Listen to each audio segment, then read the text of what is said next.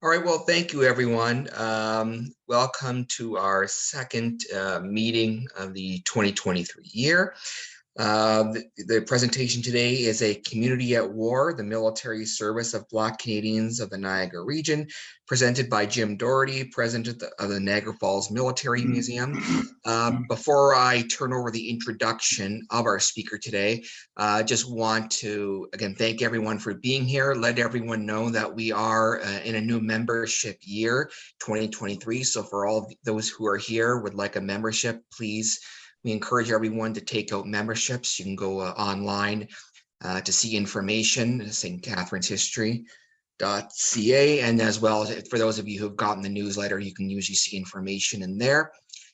And then the other thing, just want to let people know is we are looking into the option of having potentially hybrid meetings in the near future, potentially as early as April. We will discuss that further. By that, I mean we would have an option of attending in person as well as online for the same meeting. So we will provide more information on that. Just wanted to let you know we are looking into the option, and I suspect in March you will hear more on that. On that note, I will turn over the introduction of our speaker to Roger Bradshaw. Thank you, Dave.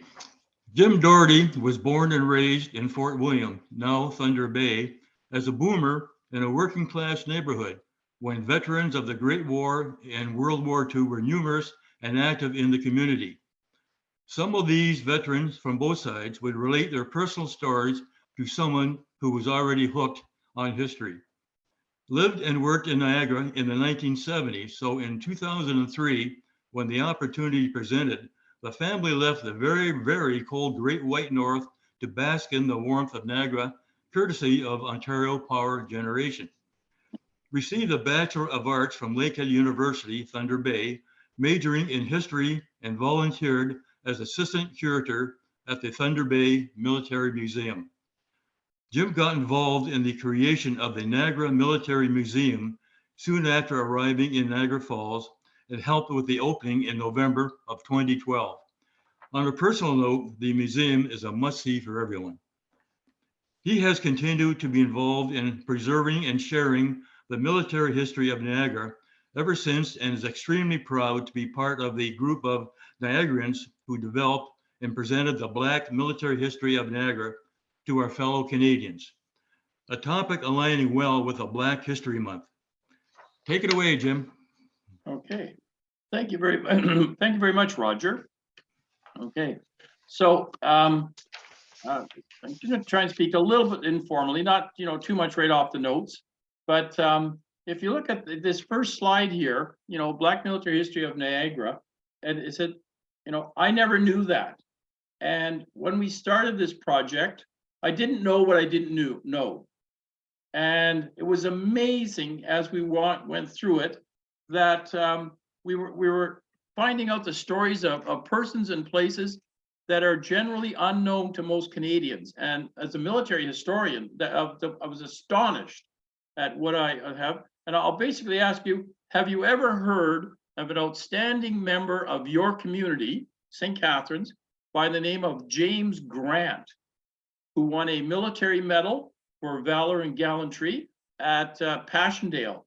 And his family and him, they lived on Page Street, right there in St. Catherine's. Okay, so that's where I was coming from when we started on this. And oops, where did I get here?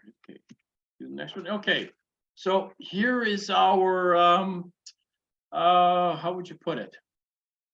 Our inspiration. Now, this is not the favorite picture I have of Wilma, but she's a little bit left bankish looking here at the moment, eh? But it worked out, and I'm a great believer in karma, okay, especially good karma, and that things do come together. And she was brought to the museum by her friend Cynthia Skinner, and it was a right time, right place thing in November 2019. And Wilma came, and she just had a very simple request. Would the Niagara Military Museum consider doing the story of the military history of Black Canadians? Well, Okay, that's interesting. So we had just finished, okay, and it was up a history of Sea Force, the Hong Kong story, where Canadians went to Hong Kong in 1941 and ended up prisoners of the Japanese. So we had put that out, and it was up and running. And really, we were looking for something to do. I'm not sure. I was looking for something to do. I'm not sure about everybody else because, you know, I know my wife, she would end up doing most of the doing. Okay. But we had a small exhibit space available, and we were looking for a new project. And it appears from what Wilma told us, no other group or museum was willing to take on this project. Now, our mission statement is preserving and sharing the military history of Niagara. And guess what? Black military history, over 200 years of service to Canada, was something no one wanted to do, and we decided, okay, we'll do it. Now, if you look on this slide, there's two little newspaper articles, okay? This was the genesis of what we started with these little newspaper articles, and it's son of Falls minister is wounded in Italy, and that would be Douglas Johnson, okay? And his dad was the pastor at the Nathaniel Dett Chapel, okay? So we started with this. This was all the information we had, and even for the small space we had to exhibit, we figured, God, where are we going to get all the information to actually make a proper exhibit, even in this small space? Okay. So our first job, our first visit with Wilma, and with over to the Nathaniel Dett Chapel. It's the BME Church on Pierce Street. Okay, and Wilma was intimately connected with that, and she had put together a small memorial that recorded the names and pictures of Black soldiers. Okay, and so that was kind of our start. We copied them all down, and then we started to try and find information on them. Now, there had been quite a bit come out with 1812. Okay, we knew about Richard Pierpoint, the Colored Corps, and the Provincial Artificers, and they have become established as a known entity in popular history of Canada, especially since 1812. But what I looked at, and we were looking at, is who, what, when, and why, what followed after the War of 1812. What do we know? Like you said, I didn't know what I didn't know. And so then we started to look into it. And again, our first stop was what Wilma had put together in a very simple little memorial at the BME Church on Pierce Street. Okay. Okay, and here's another one. The plot thickens. Now, we started to realize, once we were looking at what was at the BME Church, that this aspect was of Canadian military history, or Niagara's military history, was a lot bigger than Niagara. Okay, and it's actually very connected to all of southwestern Ontario and the Underground Railroad. Okay, so and then one of your members, okay, I'll just read it here off my notes. I can't exactly remember when we met up with your very own Rochelle Bush, but we did, and then Rochelle brought Donna Ford to our acquaintance.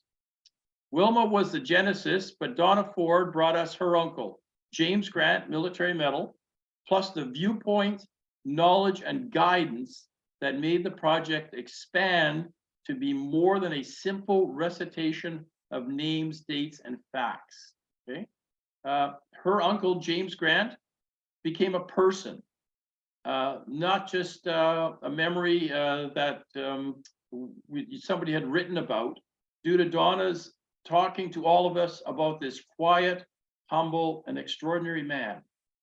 Okay, in the words of his commanding officer, Lieutenant Colonel Lancaster of St. Catharines, that would be, he was one of the barristers at Lancaster Welch, one of the original law firms in St. Catharines.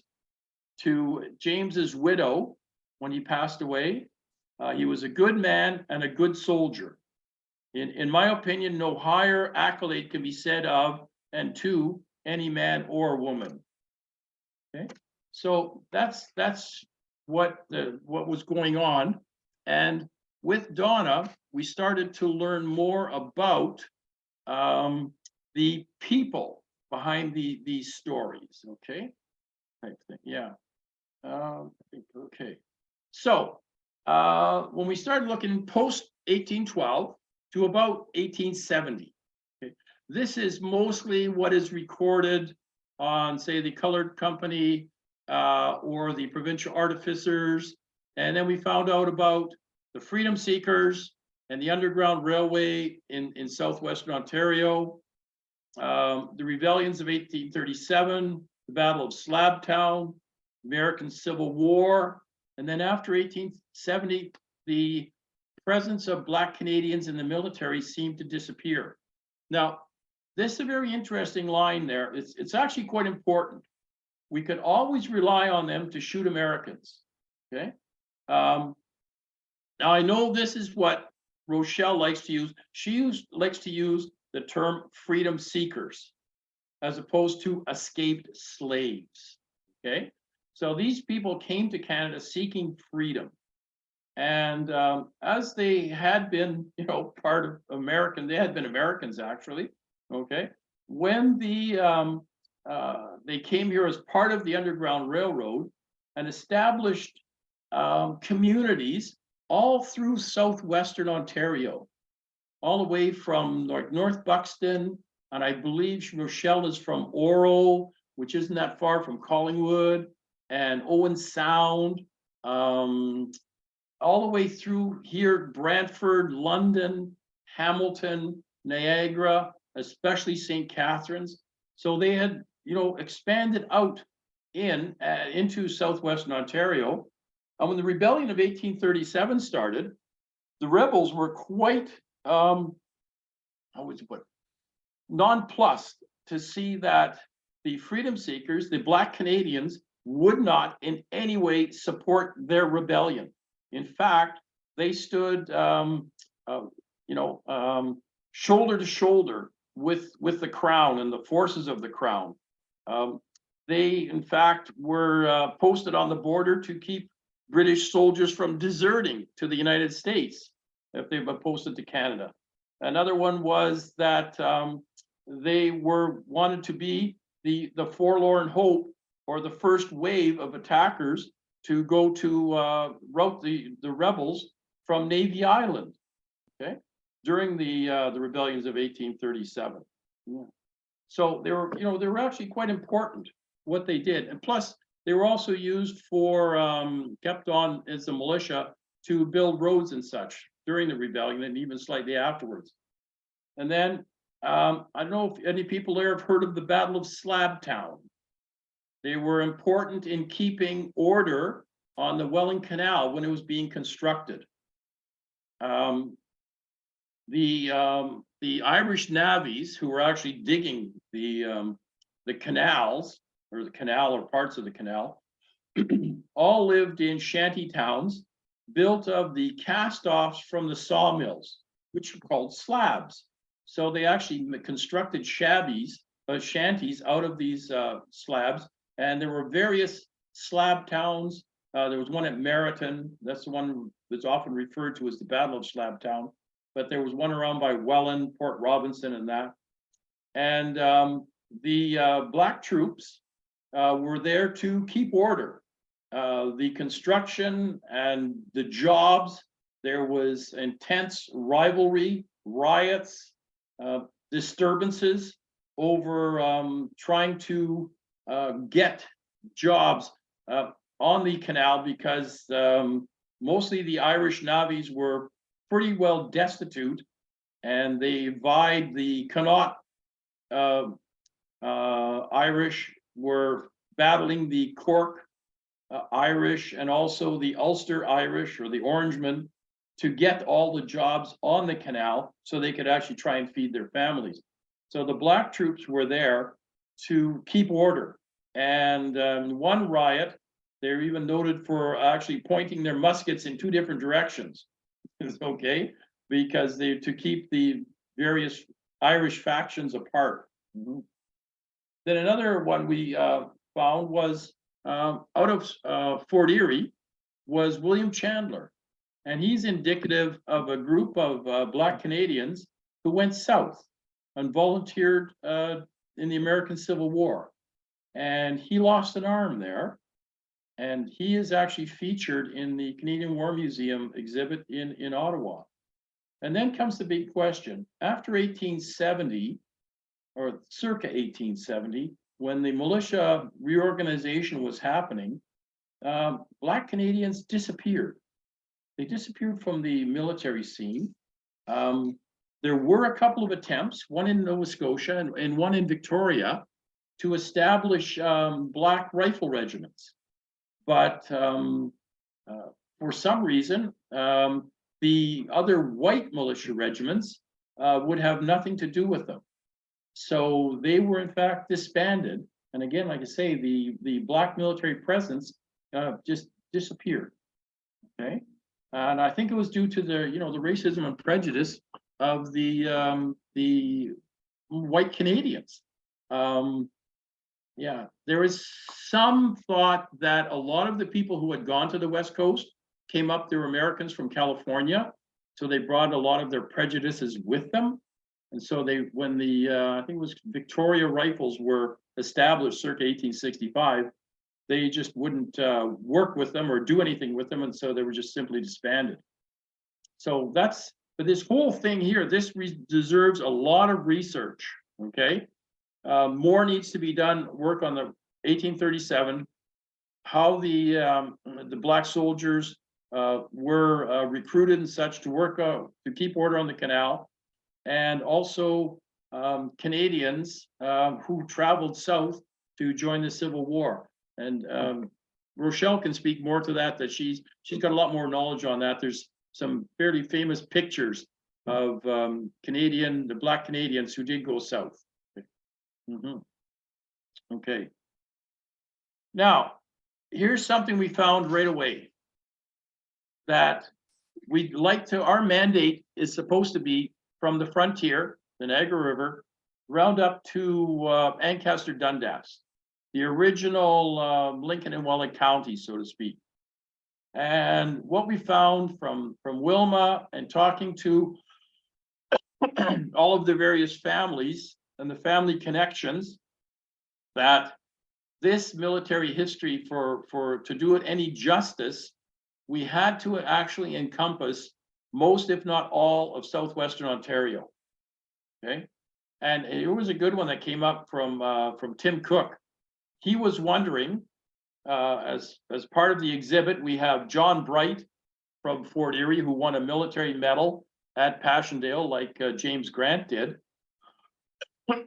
Okay, how is he related to the Harpers and the Wilsons and the Chandlers, who are all part of the Black community in Fort Erie? And this is an illustration of, like, the relationships are very complex, interconnected, go from generation to generation.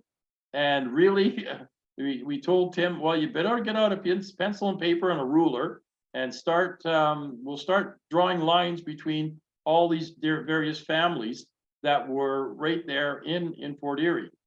Okay, like I'm sure we can get Rochelle to talk a little bit about how she is in fact a Harper.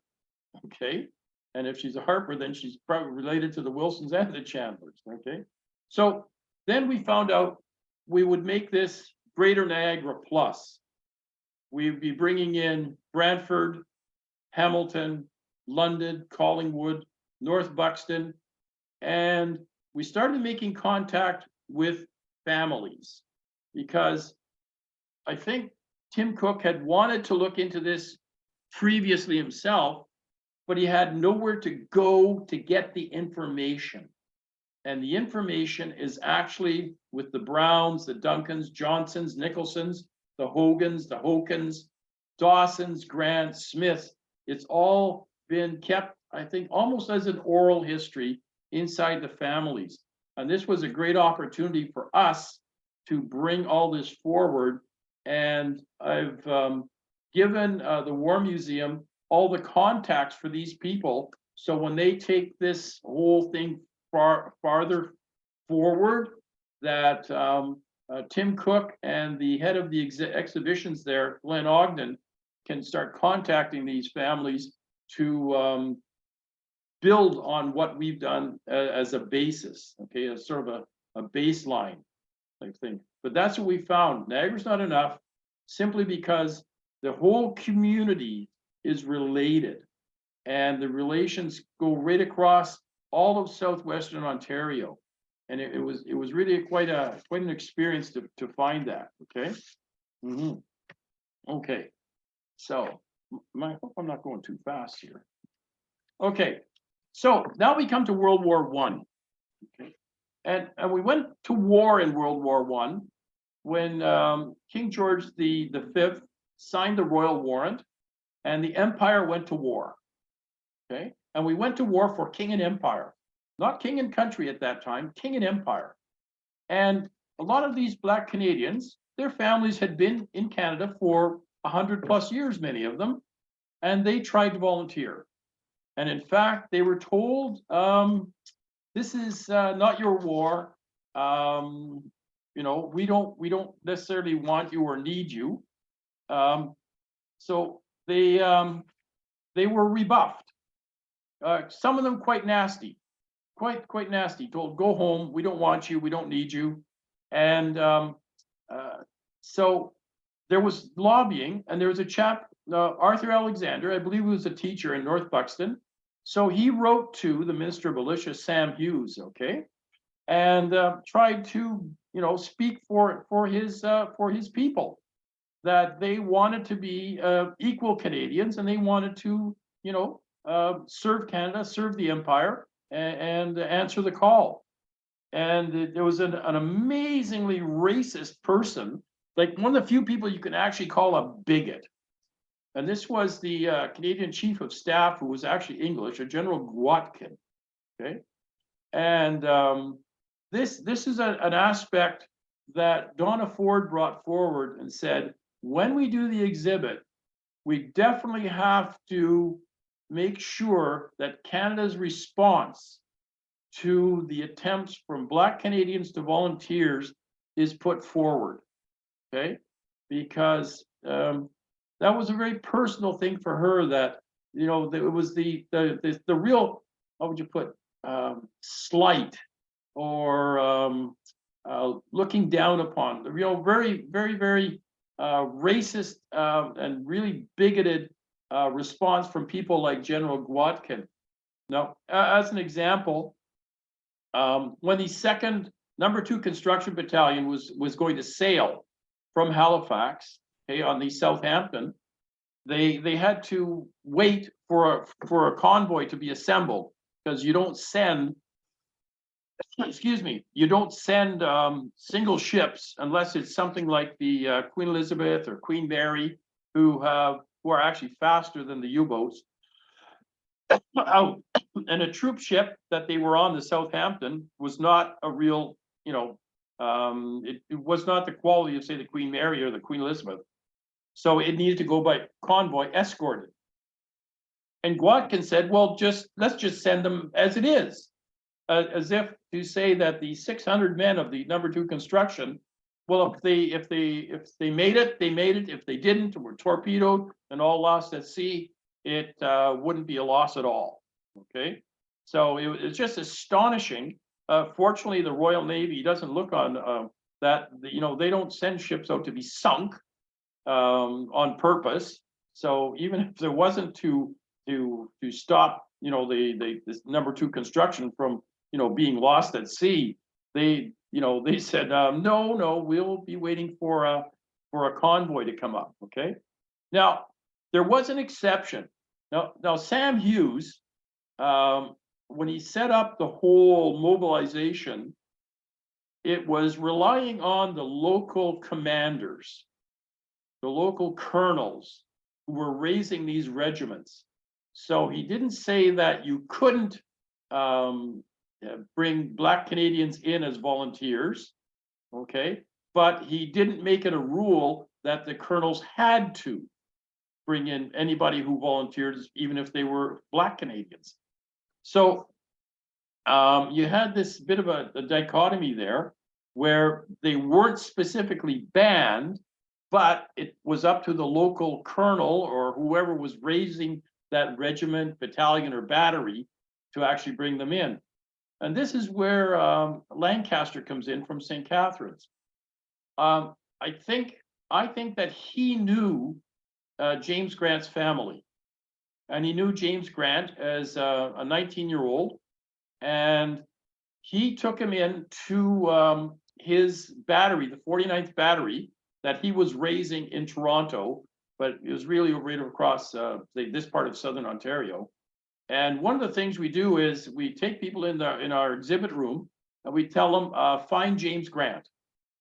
And if you look at the slide, right in the middle, at the back, the only Black face in the whole battery is James Grant. Okay, and that was that would be a personal decision by Major Lancaster to bring him into his battery. And when we have a larger picture of James Grant at Petawawa with the full artillery brigade, probably over 1,000 men. And if you look carefully, James Grant is the only Black face in all of the 1,000 or 1,200 men. But at that point, he actually has a very important job. He is the right rear marker for his battery. So when they call for divisions and everybody has to line up, it would be James Grant would be the right rear marker for his battery, and there'd be another big tall guy at the front as the front right marker, and all the rank and file would line up on those two. Okay.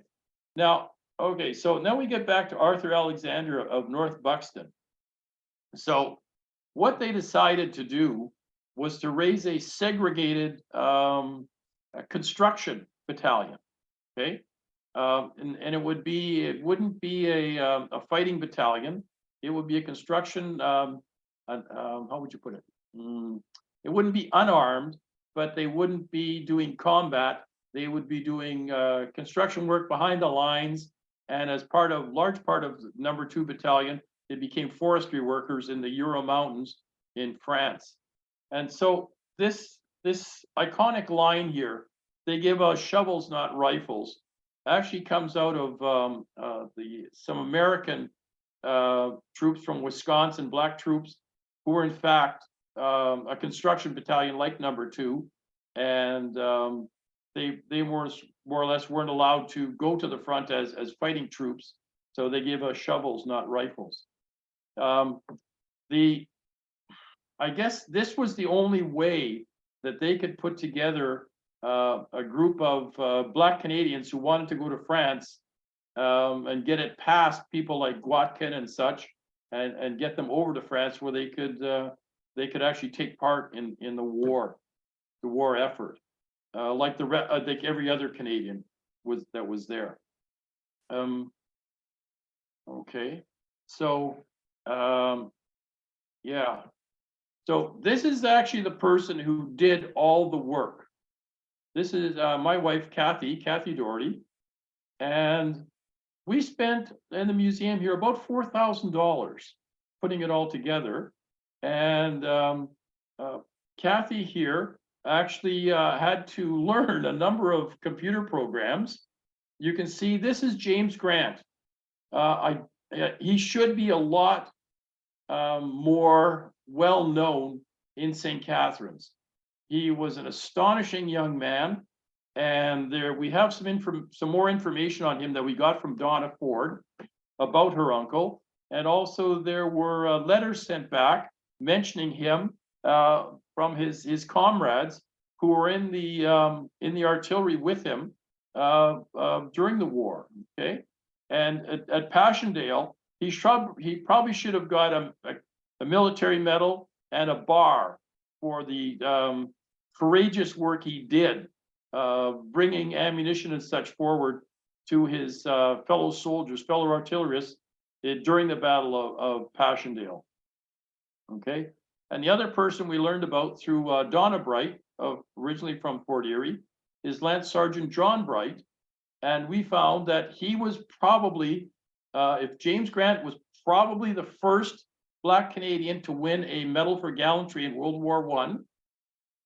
2 days after that, John Bright, Lance Sergeant John Bright of Fort Erie, won a military medal also at Passchendaele for devotion to duty above and beyond.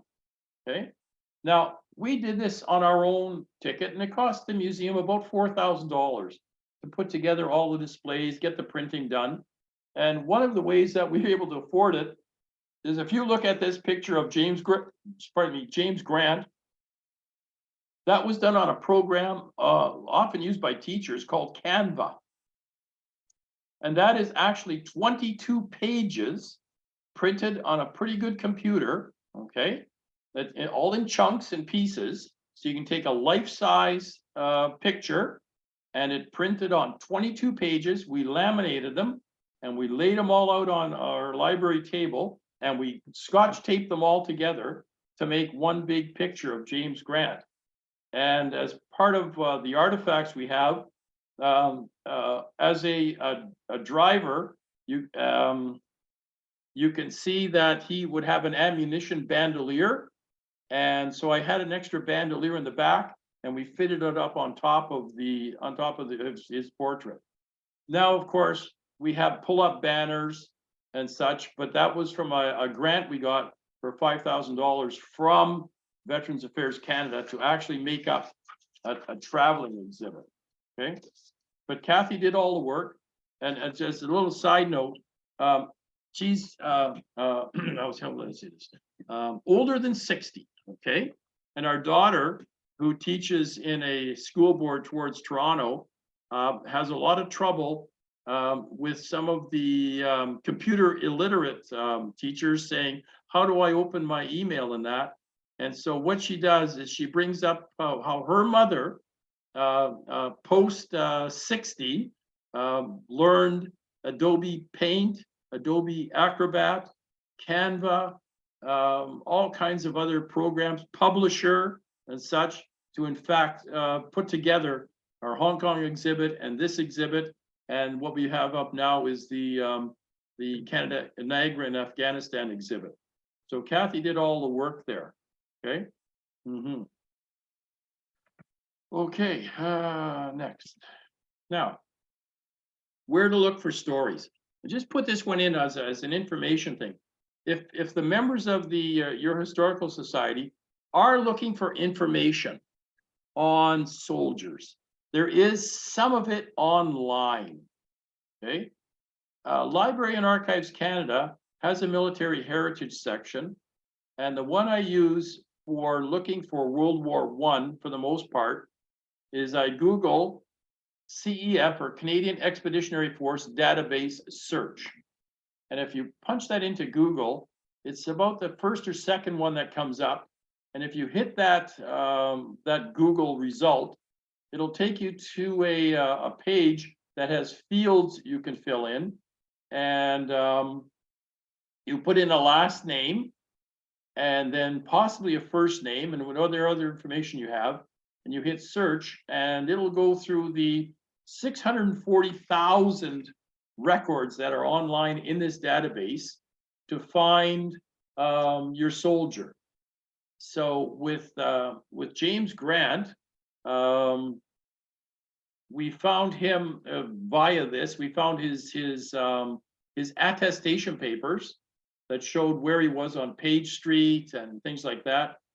And very interesting, looking at that database, race is not mentioned in an attestation for the most part, okay? Which makes it very difficult to find Black Canadian soldiers.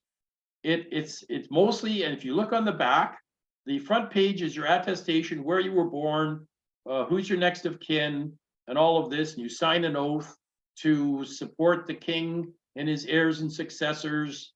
And you say everything, you know, you have to take an oath to say that whatever you put down is the truth. And then you're accepted into the battalion. And on the back of that legal size page is your physical thing. And what we'll find is, if you want to find black soldiers, is it'll say complexion black, hair black, eyes dark brown. Okay, and then the religion, they're often Methodist or Baptist, or some even come out with BME, British Methodist Episcopal type thing. But you actually have to search through the database. It's quite an interesting thing. And if you are looking for soldiers from World War I, if you want to come into the museum, I can help you through some of these searches. I'll give you one example. We had a chap come in, and they have an Italian last name, but they weren't sure if they were spelling it properly. And they knew that their grandfather or great-grandfather had come over during World War I and enlisted in the Canadian Expeditionary Force and went over to France. But they weren't exactly sure what the exact spelling of his last name was, that what did he use, as opposed to what they use today. But they did know that in English, he went by the name of Patsy, Patsy. Now his real name was Pasquale, but in English, everyone called him Patsy. So one of our volunteers actually entered Patsy into the database, and guess what? There were 5 Patsies in World War I with using that as a first name. And we found their great-grandfather, and they, even though he was illiterate, they did find out how he's, you know, what his name was spelled like at the time, and we got a lot of information for that family. It's quite something. Another really big one to find, especially if they're fatalities, is the Commonwealth Graves Commission, okay, for World War I and World War II. And what you can find on that is, if there are like 500, well, it's probably 2,000 Browns come up for World War I soldiers. If you know that the Brown you're looking for was killed, and you have an idea what their first name was, the database for Canadians killed overseas, especially in World War I, is a lot smaller than 640,000. So you can use that, the Commonwealth Graves Commission from World War I and World War II, to narrow down a search and find someone. Smith, Red Hill. I don't know if you're familiar with Red Hill, the Niagara Riverman, who was quite famous here in the Falls for doing rescues and such on the river. Hills, I think there are 2,000 or 3,000 hills, and I actually found him not through Commonwealth Graves because he came home, but I actually found him, and I actually wrote it down what his service number was. So, and then I lose the number and have to find him all over again out of all these thousands of hills. But if you want some help, especially on World War I, World War I and II for fatalities, and Ancestry.ca has the fatalities for 1939 to 1947. So if you were killed overseas, and we'll get into that with Rochelle's uncle, Ernest Harper, his record is actually online at Ancestry.ca. I do believe that Library and Archives Canada contracted or worked with Ancestry.ca to take and scan, or somehow or other take all of their files for fatalities from World War II and put them online. So like World War I, it's the complete service record of someone who was killed in World War I or World War II, and their service record is captured, and you can look it up and see their whole thing. Some of them even have pictures, identity card pictures on them. Okay, So these are the ones that are online. World War I is the CEF database, Commonwealth graves for World War I and World War II fatalities. And then ancestry.ca is World War II fatalities. Because anybody who came home from World War I, their records are restricted. Or pardon me, World War II. Their records are restricted, and someone you have to send away for them, and it might take a year, maybe a year and a half. And for a lot of them, you have to have some type of family relationship, an uncle or grandfather or something like that. But again, if you come into the museum, I can help you do those types of searches. Now, here's where we come to someone local, someone who grew up around Ron Nicholson in the Facer Street area. So we got a lot of our information from the families, you know, the Duncans, the Browns, Johnsons, and all this. Plus, one of our members, Maggie Craig, our secretary here at the Niagara Military Museum, actually grew up on Facer Street. And when we were starting this project, she pipes up and says, well, I know lots of Black families. I went to school with them and their children, okay? So Maggie, like Donna and Wilma, became another source of contact. And through them, we found like Castle Smith, Pudge Dawson, who else would have caught over there? Anyways, more than a few that Maggie knew through her growing up in that working class district.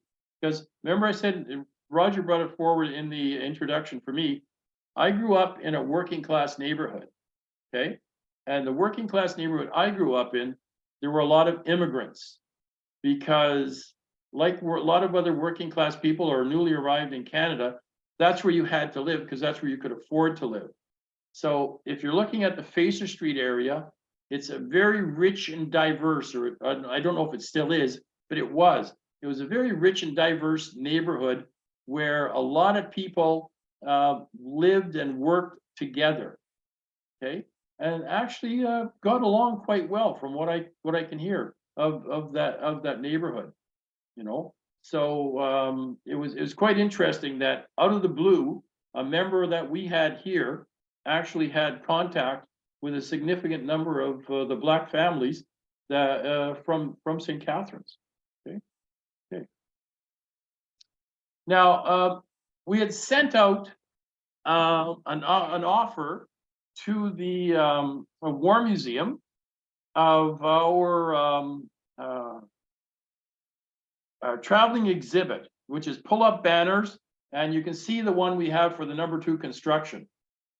Okay, because we got a $5,000 grant from Veterans Affairs Canada to actually buy the roll-up banners, plus some other ones that can put up on a tabletop that we can send around to other groups who to look at, learn about Black military history of Niagara, which really should be all of Southwestern Ontario.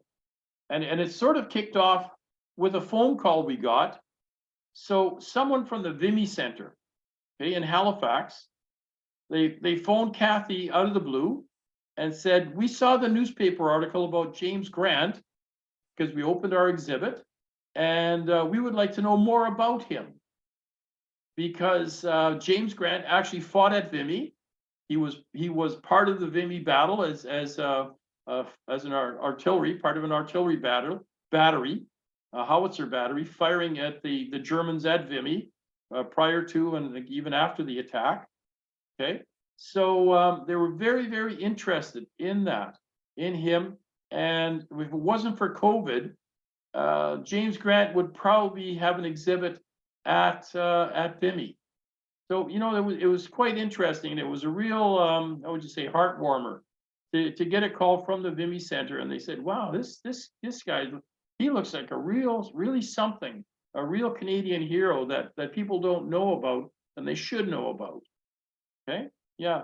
So, in fact, we got through VAC a $5,000 grant to put together our traveling exhibit, and it's out right now. One set is with the Peel Regional Board, and it's traveled through their schools a number of times.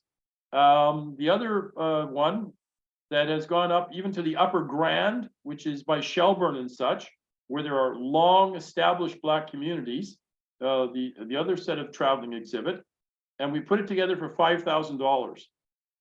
And when we were talking to the War Museum, we mentioned that the exhibits we put together, we spent $5,000 of grant money, and you could see the smirks come up because when they put together an exhibit, I think they spend at least a few $100,000 to put together a proper exhibit. I know if you rent their traveling exhibits, the rental for it is about $20,000. Anyways, but they finally responded to our offer of sending them one set of our banners and that.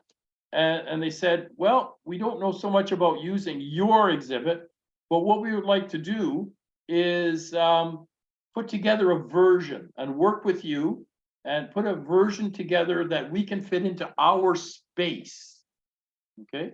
And it was really only supposed to be up from about February 1st, 2022 to about May the 8th of 2022.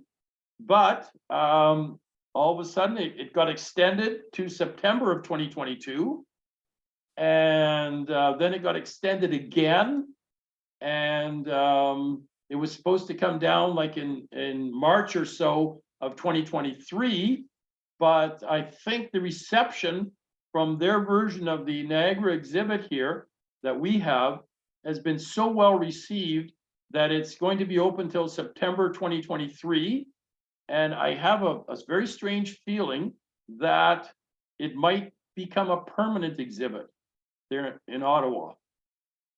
Okay, it's really really quite something for Niagara to have that type of thing actually in Ottawa, talking about people from our area who have contributed so much to Canadian history. And also another iteration of it is the Canadian War Museum is looking at doing a traveling exhibit. Now, on consultation with them, I mentioned that they really do need to talk about more than just Niagara. If it's going to be a national traveling exhibit, they have to bring in the Black Canadians who are out with where Ron Nicholson is out in Victoria, the Black settlers that were in Saskatchewan, say, also include Southwestern Ontario and Niagara, but also everyone out in the eastern provinces, Nova Scotia mostly, being around Truro, where the actual number 2 construction was raised. Okay, so it's taken on a life of its own and expanded to horizons we had no idea that it would ever get to. But for the most part, what we've seen is it's been very, very well received by the schools where it goes to. Okay, and it exposes the younger students in that, because it goes to a lot of elementary schools, to an aspect of history that they really had no idea. And for quite a few of them, they can see people that look like them actually had a significant role to play in Canadian military history. Okay. Okay. So then after World War I, so basically we're looking at World War II to now. The RCAF and the RCN weren't all that welcoming, shall we say, to Black Canadians who tried to enlist. Some get in. Now, this is a good one that maybe Rochelle can expand on. So in the RCAF, they were not really welcome, but one of our people that we talk about is a young chap by the name of Junius Hoken, who was quite an amazing young man, Spitfire pilot, wingman to Johnny Johnson when they were flying protection over Dieppe. And he had devised a navigational instrument that the Air Ministry in Britain was very anxious for him to develop further. And he went down in the channel, ran out of gas, flying into a headwind, couldn't make it back to England. And he went down the channel and he was lost. Now, the interesting thing is his last name is Hoken. Okay, so maybe, I don't know if Rochelle would like to expand on that, but apparently his family had a Hawaiian band, and their name was Hogan. But they changed it to Hoken because apparently it sounded more Hawaiian.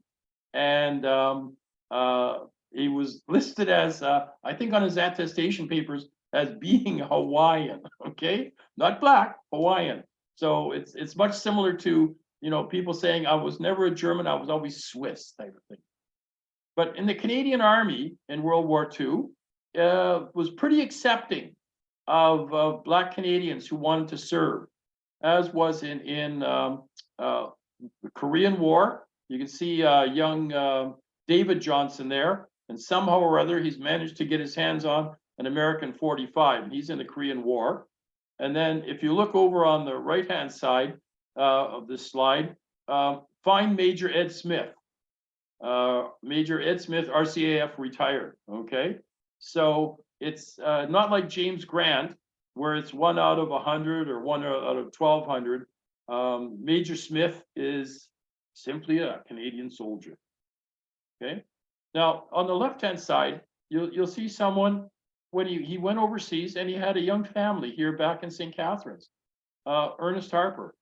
And he was serving in Italy with the Service Corps, you know, a truck driver, more or less, you know, but don't let that fool you. As a truck driver, you were around the front lines all the time, bringing ammunition up, bringing rations up, perhaps taking away wounded or whatever. And he was involved in some type of firefight with the Germans, and he was killed, and he's buried in Italy. And the interesting thing is, it says Ernest Harper, MID. That's called mentioned in dispatches. Now, apparently there are 2 medals you can get awarded to you posthumously, okay? One is the Victoria Cross, and the other is perhaps maybe a little bit after the fact, a mention in dispatches. So there's a thing for research to try and find in the war diary of the unit he was with, why or what it had him that he was mentioned in dispatches. But he was actually killed, I think, and apparently in a firefight with while driving or being around the front lines. Okay, so the situation is changed quite a bit, and I know Major Smith himself has nothing but good words for how he was treated in the armed forces of today. But if you but look at, there's Pudge Dawson from St. Catharines, and he was a long-term McKinnon's employee, General Motors employee. I believe he was part of their bargaining committee in the union for a long time. There was a golf tournament named after him. But you know, not everything was sweetness and light, that's for sure, especially for the, you know, the freedom seekers who came across the borders in the 1800s. But Pudge, him and his 4 buddies, they went to Brantford to enlist because they didn't want to walk. They joined the artillery. But Dennis related to me that his dad told him that his dad had to have a discussion with another soldier, a white soldier, about his attitude and how he needed to adjust his attitude about Pudge, because Pudge was black, but that wasn't a big deal because he was as good a man as anybody else. And so after lights out, apparently Pudge had a barracks room discussion with one of his fellow soldiers and just straightened out the situation. Okay. Okay, so going along. Okay, so what's next? As I said, the Canadian War Museum exhibit is still up until at least September 2023, and it has apparently been very well received by visitors. I know one person from Fort Erie came to tears because she saw her grandfather, okay, up on as part of the exhibit. There's a possibility of a national traveling exhibit for 2024. Our traveling exhibits are still in circulation in Peel District, and our one that we had here in Niagara is going to be up for the whole season at the Brantford Military Heritage Museum in Brantford. It has circulated in the DSBN, the District School Board of Niagara, and it's gone all the way up to the Upper Grand District School Board, which was an integral part of the Underground Railroad, as was St. Catharines and Niagara. In fact, it's being used as a resource as we speak by the Canadian Forces Outreach Detachment in Toronto. Okay, and they will be adapting it, this Black Military History of Niagara, for use in their outreach activities with underrepresented groups in the Canadian military. And personally, I'd like to see James Grant have his own exhibit at the Vimy Center in France. He was quite a man, and he would be deserved. He should be much better known, not only in our communities here, especially in St. Catharines, but he should be known, you know, across country, so to speak. That this young man, pardon me, stood up and through thick and thin, artillery that was heavy enough that traffic control had shut down the road, and he took ammunition forward to his battery twice through the extraordinarily heavy German shelling that, in fact, traffic control had said you're not supposed to go down this road because it's too dangerous. Well, he went and traveled twice. I think he should have got more than a military medal. I think he should have got a DCM, which is one step below a VC. But you know, that's not my call. Okay, so that's what I've got. Okay, the end of my presentation. Thank you very much for listening to me. I hope I haven't rambled too much, but back to you there, John and David. And if you want to do some Q&A, I'd be more than pleased to take part. Yeah, thank you for that. Yeah, usually at this time we have some questions, answers, comments. So what I'll do is I will open things up for any questions or comments. Probably easiest way is if you're able to raise your virtual hand. That way I can see it easier and call on people. For those of you who are able to write comments, that can be done too. Oh, there's Roger Bradshaw has a question. Roger. Yeah, Jim, I enjoyed your talk. Very interesting. Could you tell the people where your address of your Niagara Military Museum is? Okay, we are at 5049 Victoria Avenue here in Niagara Falls. You can't miss us. We're the big castle, and we have a big field gun out front that's painted green. So if you're driving on Victoria Avenue in between Bridge Street and Clifton Hill, you'll see us there just before the 420. So come on in. We're open Thursday, Friday, Saturday from 11 to 4.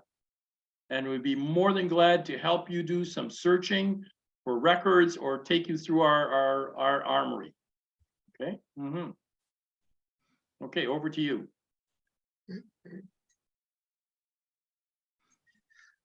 Just checking, are there any other questions or comments? You know, you have somebody participating as a listener. You have Ron Nicholson from Victoria. I don't know if you could, and he was actually provided a lot of information to the exhibit on the Nicholson, Hogan families and such. So I don't know if you can pick up on Ron there. Ron Nicholson from Victoria. I see his, yep, there he is. Okay. How you doing again, Jim? Pretty good there, Ron. I wasn't gonna say anything, but seeing as you invited me to speak, one little error that you're making in the pronunciation of Junius Hokan. The family pronounced their name Hokan. Okay. With the emphasis on the last syllable, just so that you know.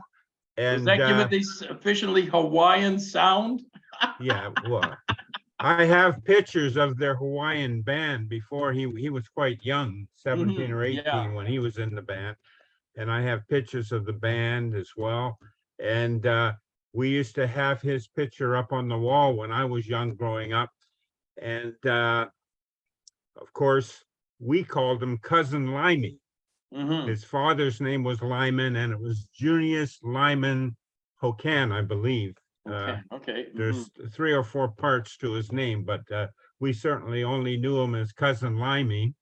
And we're very proud of him. And you're actually quite right that he was on his last mission coming out of operations, coming back from France.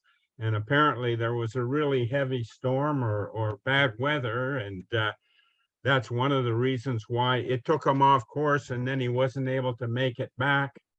And I think, the gentleman Matthias. Matthias, yeah. Well, I met him in Halifax at the number 2 battalion event. But he's written that one major article in Air Force magazine that they put out about him, and it's an incredible article. I think it's really done well. But we're quite proud of him. And we lost my Uncle Ed too. He was a Smith. It was an Ed Smith. Yeah. And he was quite young at the time.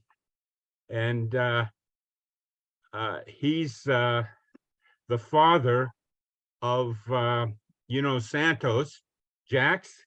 Yes. Well, it's his grandfather.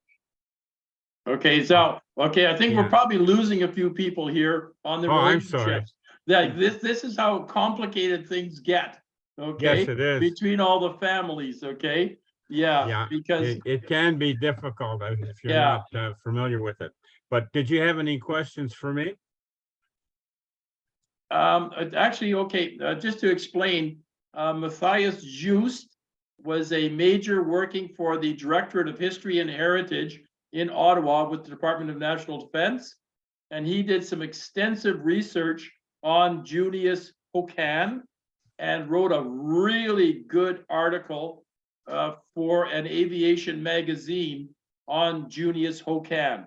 And it's really, if you have an opportunity, look it up and read it. It's quite something. And it's just a terrible tragedy that we lost such a promising young man who was apparently well-liked, well thought of, and was developing a navigational instrument that would have actually made a significant contribution to the war if he would have been alive to do it. Yeah, he was being taken out of operations and put into research because of it. Yeah, he was quite an extraordinary young man. He was only like 21 at the time, 21 or 22, when he was recognized as being such a special person. Interesting. Okay, and any other questions? Is Rochelle Bush available? I thought she might be on this call or this Zoom. Yeah, I don't see her, but okay. The iPhone has her hand up. Okay. If you can unmute. Hello, iPhone. One sec. Okay. That iPhone is still muted. Yeah. Oh, there she is. Or here she is. Okay. Thank you very much. My name is Doral Gibson. I come from the Coast Salish Seas of Victoria here, a neighbor of Ron's. And myself, just want to give you an introduction as you couldn't see or identify me here. First time using the phone, usually it's laptop. Amazing presentation. Thank you very much for including me. I know time is late there in Ontario, but I wanted to say a bit of it, the fact that I have come from Nova Scotia, spent much time with the Black Cultural Center, spent 40 plus years with the military, and was on the advisory panel with the Minister of National Defense for racism and discrimination. So thank you very much, Ron, and all the others who have allowed me to participate in this. It really strikes my heart, the fact that the research has been happening, and I have become a member of the BC Black Historical Awareness Society, and hopefully Ron will take me on as a mentor he is mentoring me with some of this, and I would really, since the apology to the number 2 construction battalion last year, I had the opportunity to mention to the Minister of National Defense that the Prime Minister spoke about the Victoria Rifles, and working with Ron, I hope that we can, synergize and have the military history going forward. And the last point, I'd like to congratulate you by putting it into the War Museum. And that's about all I have to say. Thank you again for your time. Oh, thank you very much. Yeah, it is really interesting. What was I going to say? If you want to see something really good on the number 2 construction battalion, Captain White. Kevin, Okay. yeah, Captain White. His I think it's great nephew is Anthony Sherwood. Yes, I know Anthony. Yeah, Anthony Sherwood has produced a movie Yes. about number 2 construction battalion. Okay. Honor for Glory. Yeah. Yeah, and it's really quite good. I don't know. I don't think it's on YouTube. I had a copy of it here, and we did show it, and it's really quite an amazing thing to see how through thick and thin, they persevered to be the best soldiers they could be, in spite of all the treatment they were actually receiving. Like where I come from, we are in, lumbering and logging is been a centuries old tradition from the Thunder Bay area, and I know what they did as number 2 construction, working forestry in the Jura Mountains, manufacturing lumber and such. Like they certainly there were, the hazards were in the trenches, but good heavens, there's hardly an occupation more dangerous, especially at that time, than lumber and logging. Yeah, that's a whole nother story. I get it. Yeah, it was an excellent movie, and I know Anthony quite well, and he's working on a part 2. So yeah. Oh, really? That's quite something. And the best part about it, but okay, spoiler alert. Okay, is Dr. Murray, who was, to the eternal shame of the Canadian medical profession, was the only doctor on site who would work with the black soldiers, okay, and help them and such, and made sure that they got some form of medical treatment. Spoiler alert here now. If you watch the movie, you find out that he was actually the grandfather of Anne Murray, the singer from Nova Scotia. Okay, so yeah, that's quite something. Mm-hmm. Thank you for your research. Yeah, it's quite something. We've talked to him quite a bit. Yeah, to Anthony. Yes. Thanks, Dora. I'm glad you could sit in on it. Oh, thank you, Ron. Over to you all. Okay. Any more questions? Have we got another iPhone with their hand raised? No, it's just me. I'm trying to unmute now. Okay. I think there is a couple of videos on YouTube about the number 2 battalion and the event that was actually transpired. So if you want to look it up, I think you'll have some success in finding it. Yeah, being one of the sources you can get for a lot of information is actually the war diaries of the units for number 1 or for World War I. The war diary for number 2 construction up in the forestry part is actually pretty boring. They weren't doing much other than logging day after day after day from dawn till dusk at very, very hard work. And they weren't treated very well, but they still kept at it, and they produced record amounts of lumber for the war effort out of the French Alps, and the local people actually put up a monument. No one else did, but the local people did. And Anthony went over to the inauguration of that monument in the town right next to where they were working in the French Alps there. but The mayor of that town attended the #2 apology event. I Oh, got to meet her, yeah, and she came all the way to Halifax for that. wow. But, you know, what's astonishing me is that from a little all volunteer museum, this thing has grown and grown and grown. And, you know, we're very proud that we were able to bring this aspect of Canadian military history forward. And I don't think it'll be forgotten now. I think it's out there and people are looking at it and working at it and expanding the knowledge base. And I think it's now going to be part of our history that won't be forgotten. Mhm.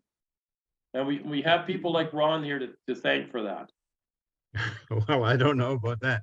Oh, One yeah. other thing I'd like to mention, Jim, Mm. is you didn't mention much on the Korean War. No, And Mm. I don't like to leave it out because my brother, he Yes. did 20 years in the military and he was wounded in Korea. Mhm. And so that was another thing that's quite important to us. Okay, sorry about that. It's Okay. okay. You can't Yeah. you can't hit on everything, but it's mostly the World War I and II, I'm sure.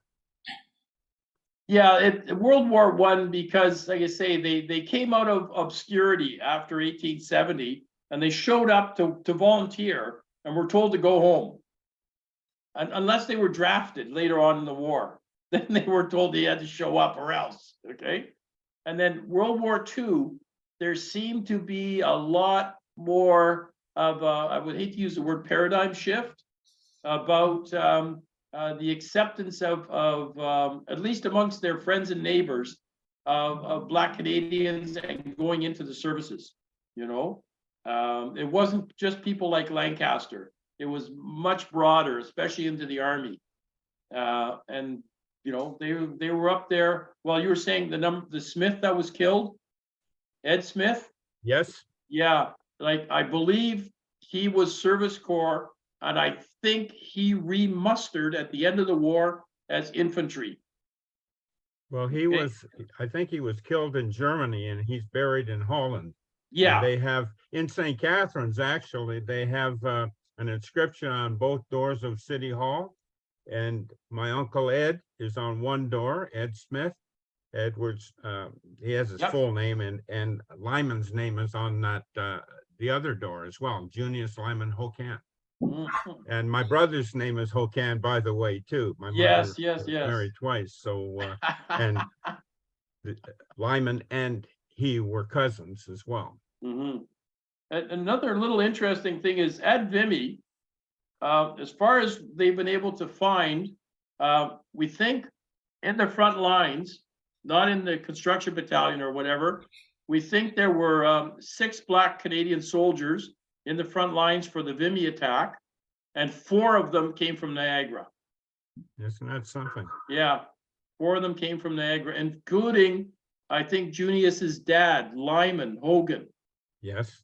Yeah, he was in the artillery there also. But James Grant was in the artillery at Vimy, and there were others, about 6, but 4 of them came from Niagara. Mhm. Yeah. Any more questions, or is it getting a bit long?